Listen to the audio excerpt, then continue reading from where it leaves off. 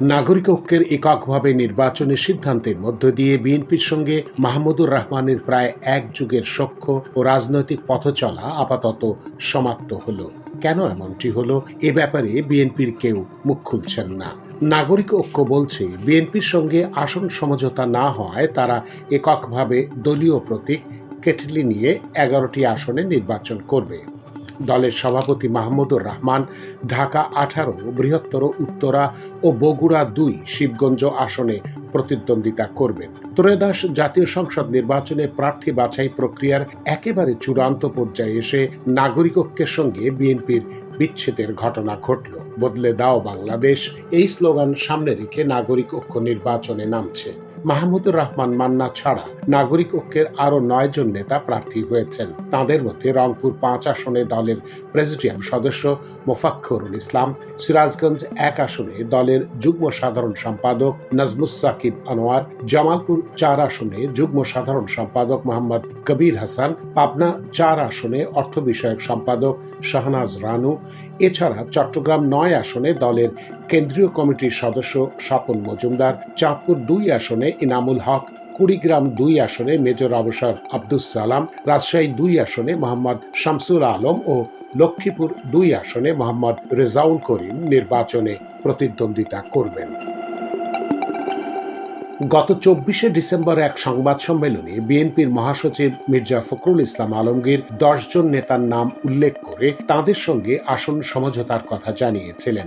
ওই তালিকায় বগুড়া 2 আসনে মাহমুদুর রহমান মান্নার নামও ছিল, কিন্তু পরে বিএনপি এই আসনে শিবগঞ্জ উপজেলা বিএনপির নেতা শাহে আলমকে ধানের শীষ প্রতীক দেয়। পরিস্থিতি আঁচ করতে পেরে মাহমুদুর রহমান ঢাকা 18 আসনে মনোনয়নপত্র জমা দেন।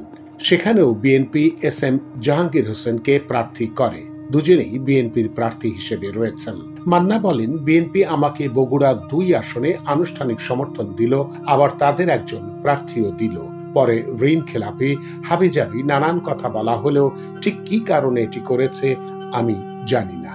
এদিকে মান্না ঢাকা 18 ও বগুড়া 2 আসনে প্রার্থী রয়েছেন। গত সোমবার জরুরি সংবাদ সম্মেলন ডেকে নাগরিক ঐক্য এককভাবে নির্বাচনে অংশ নেওয়ার এবং 2টি আসনে প্রতিদ্বন্দ্বিতার ঘোষণা দেন।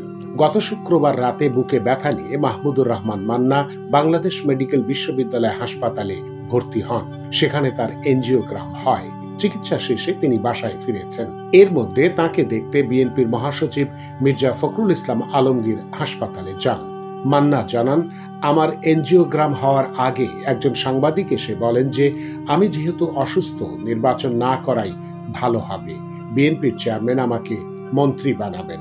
এতে রাজি থাকলে তিনি আমাকে দেখতে আসবেন।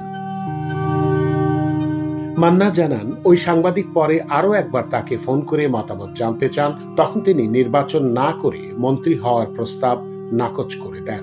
একই সঙ্গে তিনি বিএনপির উচ্চ পর্যায়ের একজন নেতাকে এই বিষয়টি জানান। বিএনপির ওই নেতা প্রস্তাবের সত্যতা নিশ্চিত করেন। পরে বিএনপির ওই নেতার কাছেও তিনি ওই প্রস্তাবে সম্মত নন বলে জানিয়ে দেন। এ বিষয়ে জানতে চাইলে বিএনপির মহাসচিব মির্জা ফখরুল ইসলাম আলমগীর কোনো মন্তব্য করতে রাজি হননি। মান্না গত মঙ্গলবার রাতে ঢাকার উত্তরায় মুগ্ধ মঞ্চে শহীদ ওসমান হাতি হত্যার বিচার দাবি ও গণভোটে হ্যাঁ প্রচারণায় অংশ নেন। সেখানে তিনি বলেন, আমি রাজনীতি করব, রাজনীতি মানেই যেহেতু বর্তমানে নির্বাচন, তাই নির্বাচন ছাড়ব না। মন্ত্রী হলে পরে হব, না হলে না হব, কিন্তু নির্বাচন ছাড়ব না।